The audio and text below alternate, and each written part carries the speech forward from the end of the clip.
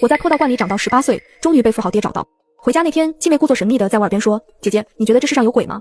我微微一笑，朝着身后3只小鬼招了招手：“小的们，跟姐回家吃香喝辣，想抢我妈留给我的亿万家产。”找抽，悬疑小说千万，3部学长占一半，紧张又刺激的完结文艺更到底，超长小说等你来看，精彩故事现在开始。原来我是顶级富豪家的千金小姐。富豪爹找到我的时候，我刚举行完继承大典。我是玄门第66代掌门嫡传弟子，师傅为了更好的云游四方，将玄门掌门之位扔给了我。没等我发光发热，富豪爹便找上门来。好闺女，我终于找到你了。我仔细打量了我爹一眼，头尖额窄无贵相，腮骨横突人反骨，这面相没有半点大富大贵的意思，反倒是不敛好财的奸佞小人面相。若不是他拿出亲子鉴定报告，我还真不信他是我爹。云瑶，跟爸爸回家，以后你再也不用吃苦了。他拉着我就要走，连行李都不让我收拾，这么急，怕是没安好心吧？既然如此，我就去一趟，看看我这奸佞爹到底玩什么把戏。豪车在别墅面前停了下来，门口还站着不少人。我渣爹指着穿着花枝招展的女人对着我说：“云瑶，这是你张姨，这些年都是张姨在照顾我。”渣爹介绍完，张美琴立刻热情地扑上来：“可怜的孩子，回来就好，以后这里就是你的家，我就是你妈妈。”我偏头扫了一眼渣爹，领证了吗？渣爹愣了一下，反应过来，随即摇了摇头：“我对你妈忠贞不二。”没等他说完，我不客气地打断他：“没领证那就是小三。”冷不丁的一句话让气氛顿时降到冰点，把三当妈叫，我怕我亲妈半夜来找我。渣爹可能想开口训斥我，听见这话，原本愤怒的脸瞬间煞白。哟，心虚，果然有鬼。为了缓解尴尬，渣爹又找了新话题：“这是你张姨的女儿雨萌，比你小半岁。”张雨萌身穿一袭香奈儿家的高定小裙，笑得优雅贵气。“姐姐，欢迎回来，以后这里就是你家。”我平静地开口：“这里姓叶，不姓张。这栋别墅的主人姓叶，什么时候轮到他一个姓张的在这里指手画脚了？”听出我的言外之意，张雨萌的脸色异常难看。渣爹连忙出来缓和气氛：“饭菜都准备好了，进去聊。”仿佛生怕我在对人，渣爹拉着张姨就往里走。张雨萌在经过我身边的时候停了下来，她故作神秘的在我耳边低声问：“姐姐，你觉得这世界上有鬼吗？”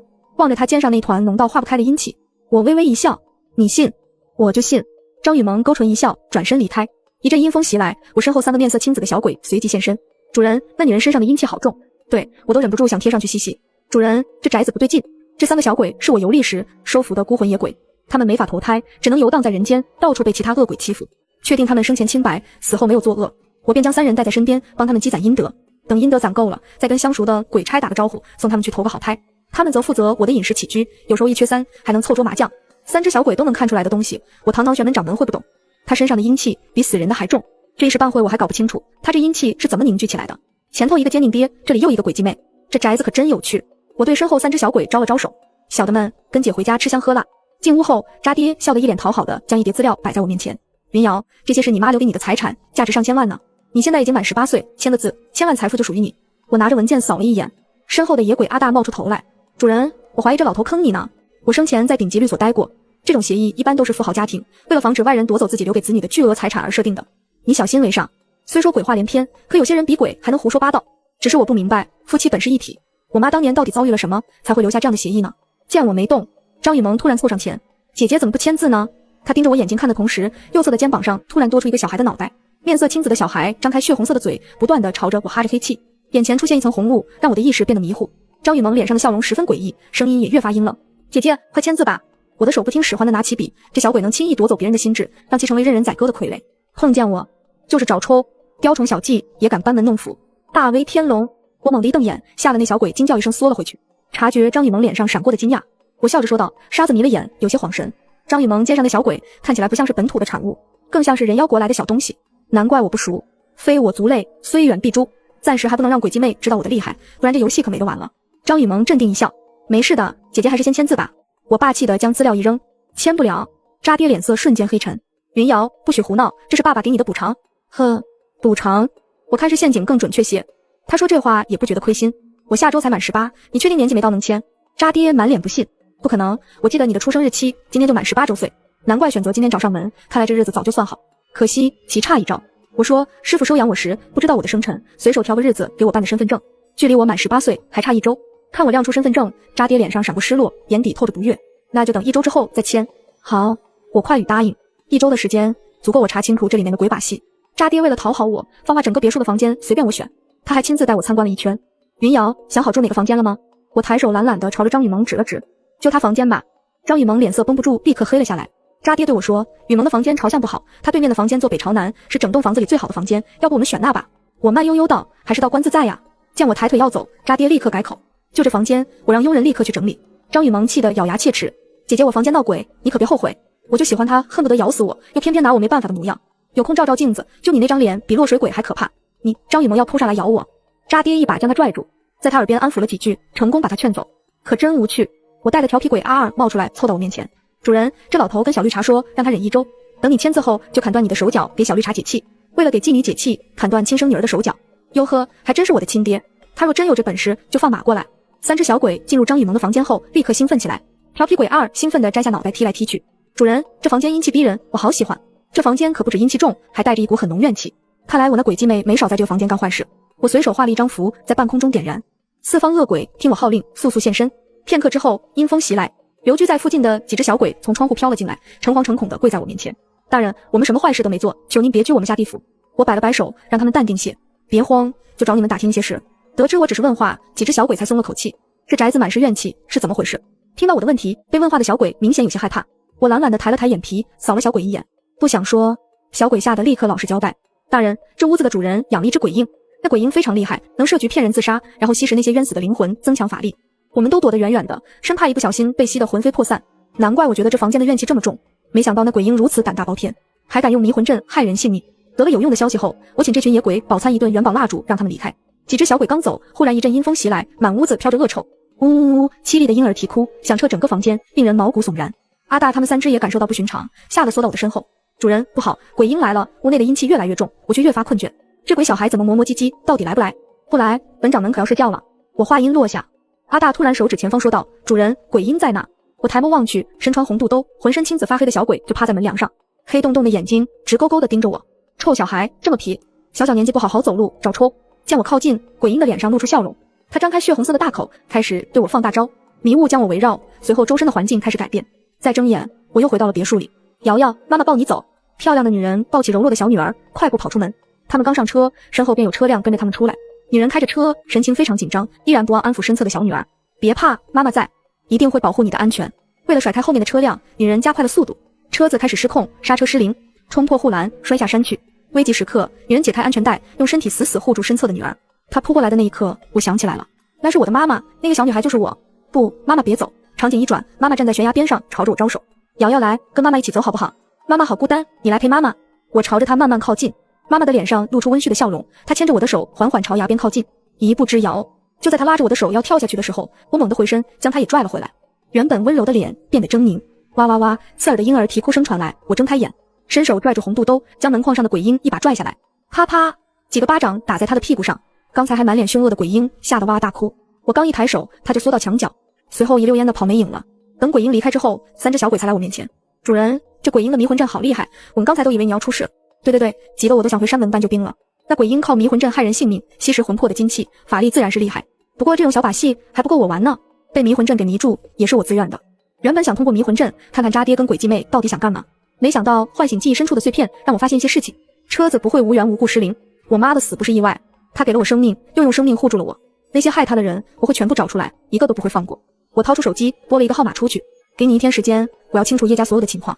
睡到大中午我才慢悠悠的起床，渣爹一家3口已经整整齐齐的坐在餐桌上，见我哈欠连天，鬼继妹笑得一脸得意。姐姐，昨晚睡得可还好？我懒懒的点了点头，还行，就梦里有个小孩使劲哭，被我扇了几巴掌才老实。张雨萌的脸立刻黑沉下来，调皮鬼阿二趴在我肩头上小声嘀咕：主人，鬼婴跟小绿茶说你好厉害，他害怕你。小绿茶让他别怕，等明天他们师傅来了，到时候有你好看的。哼，给我好看？他真有这本事吗？这鬼婴会迷魂阵，背后应该有懂歪门邪道之人在作祟。鬼继妹看着就不像是道门中人，他愿意把背后的人喊来最好，我顺手替天行道，让他们彻底没有害人的机会。张雨萌说明天是他生日，想办个生日宴，顺便让渣爹介绍我给大家认识。渣爹坚宁脸上写满了精明，他仔细打量了几眼张雨萌，随后笑着说道：还是雨萌考虑的周到，是该让大家见见我这优秀的女儿。渣爹这话我怎么就这么不信呢？两人蛇鼠一窝，能为了我好，铁定是在想什么鬼计谋呢。刚好这日子无聊，来点乐趣也不错。张雨萌的生日办得倒是豪华，她把地点选在了叶家别墅。时间一到，她便身穿一袭艾丽莎家的顶级高奢长裙亮相在众人的面前。雨萌，你今天好漂亮，不愧为叶氏集团的当家公主，美死了。周围都是夸赞张雨萌的声音。这位是，也不知道是谁喊了一句，瞬间将注意力全都引到了我身上来。周围响起窃窃私语的讨论声。雨萌，你家佣人怎么不穿统一的服装？太没规矩了，不会是哪里混进来的小网红，借机博流量的那种？穿成这副德行，8成是捡破烂的。等众人调侃完，张雨萌才假模假样的凑上来。你们都误会了，这是我姐姐，以前都生活在道观里，所以不太懂得打扮，你们以后要多带着我姐姐玩哦。她说完，又假惺惺的看着我。姐姐不会介意吧？不介意。得到我的回复，张雨萌正得意，我接下来的话却让她彻底没了脸。艾丽莎这牌子能成为奢侈品，是因为她给王室做裁缝，制作的衣服穿在王妃公主的身上，不是穿这个牌子的衣服就能成为公主，假的永远是假的。叶氏集团的公主张雨萌配吗？我朝着刚才骂我是捡破烂的女人看去。我叫叶云瑶，你叫什么？家里排行老几？有兄弟姐妹吗？那女人被我问得不敢出声。我瞥了一眼她的手腕，她下意识将手藏起来，手上那块假表可真显眼，不知道是哪个富人家阿三阿四生出来的私生女，打肿脸在这里充胖子，生怕我再说下去把他们老底给扒出来。刚才还在这里装名媛的几个人顿时惊作鸟兽散，说了我就想跑，哪有那么容易的事情。守在我身边的3只小鬼同时出动，嫌弃我是庸人没规矩的那个女生刚从泳池边经过就被阿大一脚踹了下去，等喝饱了泳池水之后才被人给拖上岸，狼狈的躺在地上跟条死鱼一样好笑。说我是网红的那个则是由调皮鬼阿尔出马，跟阿大的干净利索不同，阿尔可就调皮多了。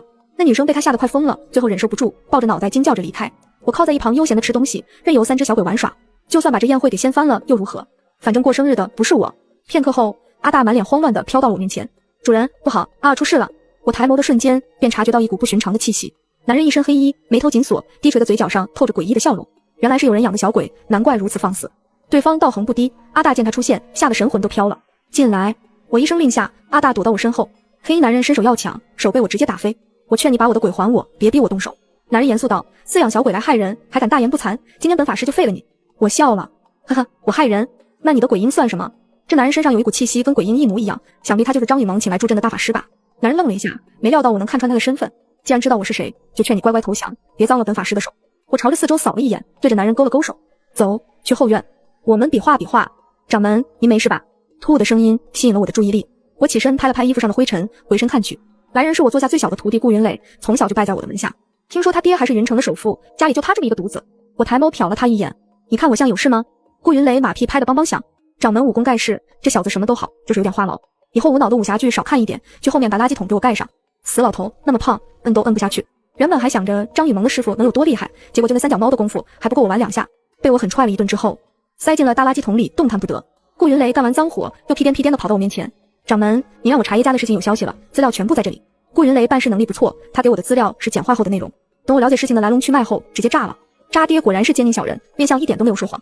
渣爹就是典型的凤凰男，他曾经救过我妈一次，在知道他是叶氏集团唯一的继承人之后，便想方设法娶了她。我妈自小生长在豪门里，单纯善良，若不是家里突然遭遇变故，我外公因为意外离世，也不会被渣爹骗。渣爹娶我妈之前的女朋友就是张美琴，在跟我妈结婚之后，渣爹还没有断绝跟张美琴的来往。后来我妈发现了张雨萌的存在，她要将渣爹赶出集团，让渣爹离开叶家。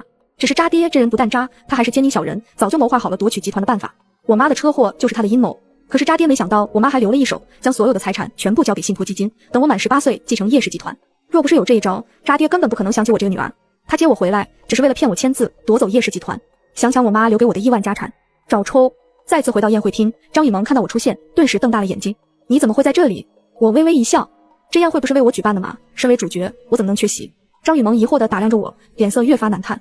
我身边的3只小鬼被我赐了隐身符，鬼婴看不到他们的存在。老大小声地附在我耳边说，主人，小绿茶急了，他让鬼婴快点召唤师傅来对付你。他们师傅现在在垃圾桶里待着，能召唤来才有鬼呢。鬼婴跑去找大法师，我让阿大他们3只跟上去。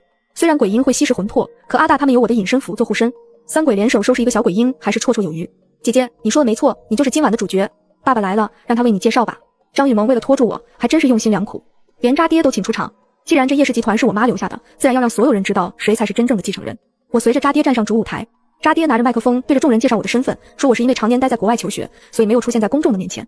不仅如此，他还宣布我是叶家唯一的继承人，这倒是令我有些意外。又有新把戏，渣爹带着我招摇在众人面前。云瑶，这位是顾玉衡顾总。顾玉衡打量了我一眼说，叶小姐在国外读的是什么学校？我冷声回应，我从小在道观里长大，学习都是师傅们教的。顾玉衡愣了一下，随即提高了音量，没读过书。简单一句话将周围人的注意力全都拉了过来。我淡定地点了点头。顾玉衡笑了笑，对着渣爹说，看来还是雨萌小姐更胜一筹啊。渣爹脸上的不满毫不掩饰，他甚至当众对我说，云瑶，爸爸是不想让你被人看清，你怎么就这么不懂事呢？我偏头朝着张雨萌看去，他脸上的得意来不及消失，尴尬地低下头。这种小把戏他玩了一次还不够，贬低我来抬高他，他就这么得意。渣爹将我拉到一旁，眉头紧锁地看着我，云瑶，你太不懂事了，你知道顾总的身份背景吗？我懒懒地抬了抬眼皮，我有必要知道吗？平日里上山门来求见我的富豪大佬，没有1万也有8000，这队伍长的都能排到国外去，我哪有闲工夫了解这种货色？渣爹急得跺脚，没了顾总的支持，叶氏将会陷入危机，你明白吗？渣爹说叶氏集团现在面临严重的财务危机，他好不容易才找到顾玉衡，答应注资叶氏，现在知道叶氏要换人继承，顾玉衡便打算考察一下新继承人。可顾玉衡对我的表现十分不满，渣爹担心注资黄了。渣爹语重心长地说：“爸爸不是嫌弃你，这一切都是为了叶氏集团。”呵，真的吗？我顺着渣爹的话说下去，那现在该怎么办？渣爹勉为其难地看着我。顾总一直比较看好雨萌，只是要委屈你把继承权转移给雨萌了。爸爸也是为了叶氏，大方公布我当继承人，原来是在这里等我。想想我妈的亿万财产还不够，现在是打算连叶氏的掌控权也抢走。渣爹恐怕没想到我妈会留下这么大的杀招。她在叶氏掌权了10几年，到头来不过就是个打工仔。这位顾总如此厉害，注资叶氏这么大的项目，凭他一人就能决定。渣爹愣了一下，显然没想到我还懂这些。恰好此时，张雨萌望着那位看好他的顾总缓缓走来。张雨萌阴阳怪气说：“顾总可是顾氏集团的发言人，顾氏你听说过吗？你天天住在道观里，怎么知道云城首富顾家？原来是首富家呀！”我伸手指了指不远处的角落。那你知道他是谁吗？张雨萌侧头看了一眼，不屑地说道：“什么阿猫阿狗，我可不认识。”他没发现，他说完这话的时候，他口中那位顾总脸色立刻大变。小顾，我喊了一声，缩在角落里等着的顾云磊屁颠屁颠地跑过来。顾玉衡见了他，立刻恭敬地问好：“云少，您怎么在这？”顾云磊理都不理顾玉衡一下，直奔我跟前：“掌门，你有什么吩咐？”看到顾云磊对我的态度，顾玉衡惊得下巴都要掉了。我懒懒地开口：“小顾，顾家现在你说的不算了吗？”顾云磊一脸懵：“不可能。”渣爹反应过来，指着顾云磊问：“你是？”顾云磊自我介绍道：“我叫顾云磊，顾氏就是我家开的。”这一刻，张雨萌的脸色要多精彩就有多精彩。刚才他还以抱上顾氏大腿自豪，没想到顾氏继承人是我小弟。不过他还是不肯死心，追着问道：“就算顾家的继承人又如何？大集团之间的注资可不是儿戏，他能让顾氏注资我们吗？”张雨萌不是蠢，他是瞎。难道他看不出来顾玉衡的神情有多绝望吗？顾云磊冷嗤一声：“哼，别说是注资，只要我们掌门开口，顾氏明天就改名叶氏。”张雨萌不屑道：“口气真大，顾氏你说了算吗？”顾云磊瞥了一眼身侧的顾玉衡：“你说顾氏谁说了算？”顾玉衡陪着笑：“自然是云少您说的算。”张雨萌那张脸五光十色的，可真精彩。渣爹看清了现状，讨好的要凑上来，却被我直接甩开。累了，去休息。我刚走到2楼坐下，3只小鬼便飘进来。他们不仅自己回来，身后还跟着那只鬼婴。阿尔笑嘻嘻地凑到我跟前：“主人，这小鬼说了，他决定弃暗投明，加入我们的阵营。”为了验证阿尔说的不是假话，鬼婴匍匐在我的脚边，抱紧我的大腿，眼眸直勾勾看着我。在他青紫的脸上已经看不到最开始的戾气。这倒有趣，让他们去收拾鬼婴。没想到直接把鬼婴给策反了。阿尔说：“主人，鬼婴说老东西跟小绿茶已经改变策略，他们知道鬼婴控制不住你，怕你1周后不签字，决定先下手为强，今晚就对你动手。他们准备禁锢你，再逼迫你签字。”听了我都想笑。禁锢我，他们有这本事？阿尔有些担忧地说：“主人，那黑衣老头好像带了什么秘密武器，专门对付你的，我们还是小心点比较好。”还秘密武器？这么好玩吗？那我可真的要见识一下。顾云雷看我的眼神里透着担忧。掌门，真的不要顾氏吗？身为顾家独子，他从小就被选定为继承人。可是顾云磊散漫爱自由，不愿意继承亿万家产，对他来说，巴不得把顾氏拱手相让呢。不要，我直接拒绝。顾云磊还不死心，掌门，我们何必浪费时间呢？顾氏出马，拿下叶氏，轻而易举。我告诉顾云磊，我要渣爹亲口认罪。亿万家产对我来说不过就是个数字，我要的是替我妈讨回公道，让渣爹认罪伏法。3只小鬼振臂高呼：“主人，我们支持你！”望着身后已经开始兴奋的几只小鬼，我满意的点了点头。夜幕降临，猛鬼大乱炖马上开演。夜才深，渣爹便迫不及待地开始行动。云瑶，这是爸爸特地给你准备的燕窝，有助眠的功效，你趁热喝吧。渣爹刚放下碗，我便听到了阿大说的话：“主人，鬼婴说他师傅把秘密武器放在燕窝里了，只要你喝下去，就会被他们控制。这么厉害呀？那我试试。”我当着渣爹的面端起碗，一口将燕窝喝下。渣爹高兴得合不拢嘴：“你可真是爸爸的好女儿。”渣爹一走，我掀开被子，安静地躺下去休息。晚上还得玩游戏，现在先睡一觉，保持体力。2个小时后，紧闭的房门外传来窸窸窣窣对话的声音：“爸爸，你确定那燕窝他都喝下了？”渣爹说：“放心吧，我亲眼看着呢。走，我们大胆地进去，让你师傅用催眠术给他唤醒。”大门敞开，守护我的3只小鬼立刻飘出来。鬼继妹的师傅阿普法师立刻跳出来，他虽然道行不深，可会些歪门邪道。阿大他们3个轻松被他收走。小鬼，送你当点心。他将阿大他们塞给鬼婴，然后走到我面前一阵比划，嘴里还念念有词地喊着。最后他大喝一声：“起！”我慢慢坐起，站到几人面前。法师，我在。阿普法师脸上露出自信的笑容，对着身后渣爹他们炫耀道：“看见没？”渣爹高兴地鼓掌。阿普法师，您不愧为南阳第一降头师，这催眠术实在厉害。渣爹迫不及待地掏出合同，递给阿普法师：“咱们抓紧时间，快让他签字。”阿普法师对着我下达了命令，我乖乖地拿起笔，签完递了回去。渣爹满脸笑意地接过，低头查看的时候，脸上的笑容立刻呆滞。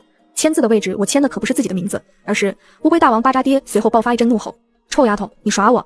阿普法师反应过来，嘴里念咒的速度越来越快，念经的声音听得让人烦躁。我抬手几个巴掌就扇了过去，啪啪啪，打得对方晕头转向，跌坐在地上，捂着脸打量着我。不可能，我的离魂咒怎么会不灵呢？法术不到家就算了，他还想甩锅。他指着渣爹骂道：“一定是你办事不力，没有让他把安眠药吃下去。原来秘密武器就是安眠药呀，我还以为是什么终极大杀招呢。”无趣。渣爹看我的神色里透着阴狠，现在说这些有什么？既然这丫头敬酒不吃，那就让她尝尝我们的厉害。说话间，渣爹已经从兜里掏出尖刀。都给我进来！他大喝一声，门外立刻闯进来10几名彪形大汉。见状，鬼继妹高兴的直拍手。爸爸，姜还是老的辣。哼！渣爹不屑的冷哼，我这辈子都不打没把握的仗，看来歪门邪道用不上，渣爹要对我开始武力镇压了。我扫了一圈，最后将目光落在渣爹的身上。我是你亲生女儿吧？渣爹笑了。是又如何？以现在的科技发展，我这个年纪再生10个8个都没问题。你以为我会在乎你吗？你若是乖乖听话，把夜市让出来，我还能给你口饭吃。可惜你不听话，那就别怪我了。很好，我等的就是他这句。我冷冷地质问渣爹：我妈对你仁至义尽，你当年对她车子动手脚的时候，有想过她是你的妻子吗？渣爹愣了一下，没想到我会知道这些秘密。看来你知道的还不少，车祸是我干的又怎么样？